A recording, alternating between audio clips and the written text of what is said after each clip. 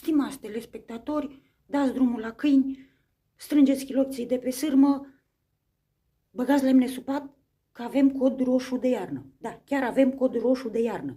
Priviți aici. Băgați lemne sub pat, dați drumul, mă, și voi la adăpost, că avem cod roșu de iarnă. Voi n-ați înțeles? Chiar avem cod roșu de iarnă. Băgați-vă sub pat. Aveți mare grijă, ne-a luat iarna pe nepregătite.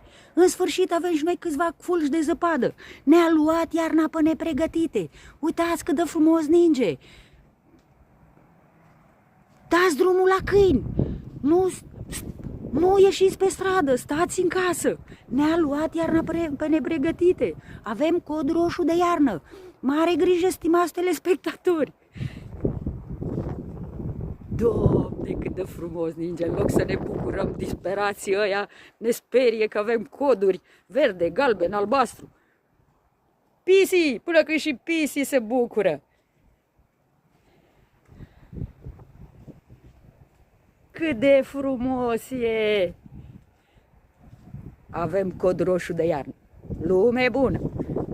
Strângeți chiloții de pe sârmă, băgați lemne sub pat, dați drumul la câini, că avem cod roșu de iarnă. Mare grijă! Stați în casă!